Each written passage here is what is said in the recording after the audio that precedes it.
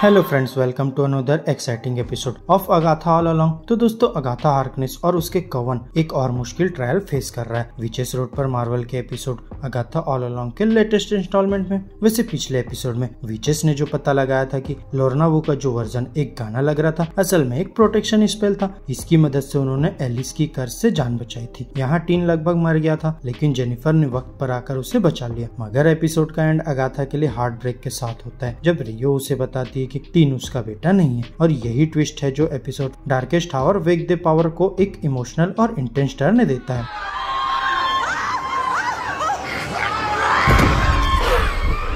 तो दोस्तों, एपिसोड 5 की शुरुआत एक इरी और सस्पेंसफुल सीन से होती है जहां सेलम 7 विचेस रोड पर आते हैं अगाथा का नाम धीरे धीरे बोलते हुए और पत्तों से भरी जमीन पर क्रॉल करते हुए आगे बढ़ते हैं। रास्ते में उन्हें एक अजीब सा ब्लैक स्टोन मिलता है जो देखने में कुछ अनयूजुअल लगता है। फिर जैसे ही एक विच उस स्टोन को अपनी नाक के पास करती है, सीन अचानक कट होता है और हम लिलिया को देखते हैं जो अपने कवन के साथ जमीन पर सोई होती है। उसने सपने में देखा होता है कि सेलम 7 उनके बिल्कुल पीछे है। लिलिया तुरंत उठती है और एक वार्निंग देती है, वो आ रहे हैं, हमें तुरंत यहाँ से निकलना होगा। और कवन को समझाती है कि जब उन्होंने समनिंग स्पेल से रियो को विचेस रोड पर बुलाया था तो उन्होंने गलती से उस रात रोड का दरवाजा खुला छोड़ दिया था। अब इस एपिसोड में हमें सेलम 7 की पूरी कहानी समझ में आती है। लिलिया एक्सप्लेन करती है कि जब अगाथा ने अपने ओरिजिनल कवन को वांडा विजन के दौरान मारा था तो उसने उनके बच्चों की जान बख्श दी थी और यही वो बच्चे हैं जिन्होंने अपने माँ बाप को खो दिया था। सेलम 7 बन गए एक डेंजरस हाई माइंडेड कोवन जो बदला लेने के लिए अगाथा के पीछे है। यहाँ अगाथा अपने यूजुअल विटी और सरकेस्टिक अंदाज में कहती है, और हाँ बच्चों, एक बात हमेशा याद रखना, जो चीज शुरू करो उसका अंत जरूर करो, और हाँ, दया दिखाना हमेशा फायदेमंद नहीं होता। ये कहकर अगाथा भागती है, लेकिन अब भागने का वक्त खत्म हो चुका है। सेलम 7 ने उन्हें चारों तरफ से घेर लिया होता है। अब बिना मैजिक के उन्हें कोई प्रैक्टिकल तरीका निकालना होगा भागने का। तभी टीन उन्हें ब्रूम स्टिक्स का सजेशन देता है, जो पहले तो कवन को मजाक लगता है, लेकिन जब और कोई रास्ता नहीं बचा होता तो वो मान जाते हैं। फिर वो जल्दी से एक ट्री के रूट्स को हैक्स करते हैं और स्पेल के थ्रू उन रूट्स को ब्रूम स्टिक्स बना लेते हैं। सेलम 7 भी उनके बिल्कुल पीछे होती है और विचेस अपनी नई बनी ब्रूम स्टिक्स पर उड़ान भरते हैं, लेकिन ज्यादा वक्त नहीं लगता जब विचेस रोड उन्हें फिर से वापस जमीन पर खींच लेता है और वो अगली चैलेंज का सामना करते हुए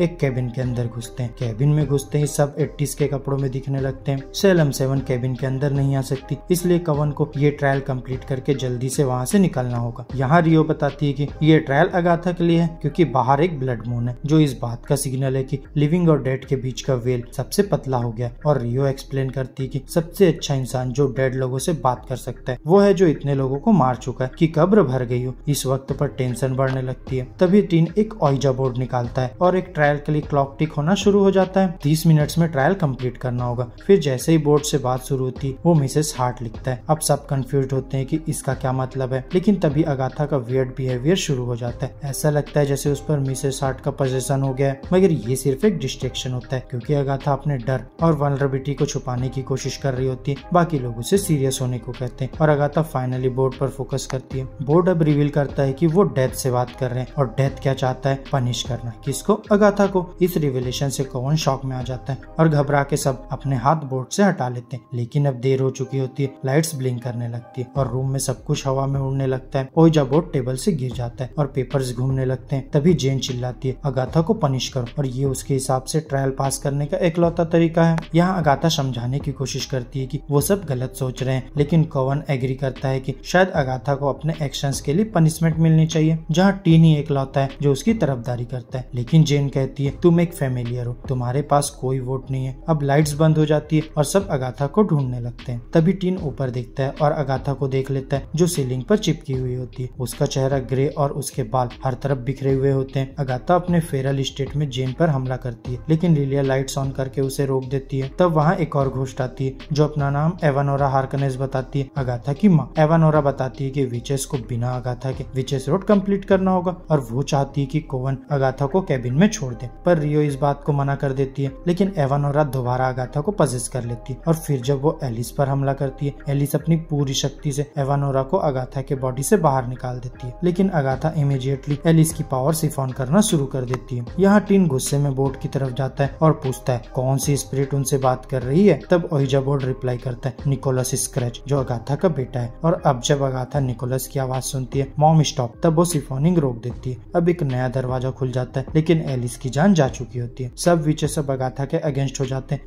इंक्लूडिंग टीन। अब जब कॉवन केबिन से बाहर आता है, अगाथा सीक्रेटली अपने पावर्स का समन करती है और रियलाइज करती है कि उसके पावर्स वापस आ गए हैं। लेकिन टीन कन्फ्रंट करता है और गुस्से में उसके ब्लू मैजिक क्रैकल होने लगते हैं। टीन के हाथों से निकलते ब्लू एनर्जी के साथ वो कॉवन को विचेस रोड से बाहर फेंक देता है और सब मड में धंस जाते हैं। फाइनल सीन में टीन एक क्राउन पहने हुए होता है जो बिल्कुल स्कारलेट विच का लगता है और फाइनली हमें समझ आता है कि टीन की असली आइडेंटिटी क्या है। और जितना मैं समझ पाया हूँ, ये टीन और कोई नहीं, स्कारलेट विच यानी वांडा का ही बेटा है। वैसे आप बताओ फ्रेंड्स, आपको इस बारे में क्या लगता है? आखिर कौन है ये टीन, वांडा का बेटा या कोई और? अपने सजेशन कमेंट करके बताएं। और वीडियो अच्छी लगी हो तो वीडियो को लाइक करो, चैनल को सब्सक्राइब करो। अब मैं मिलूंगा आपसे नेक्स्ट वीडियो में, तब तक के लिए बाय बाय दोस्तों।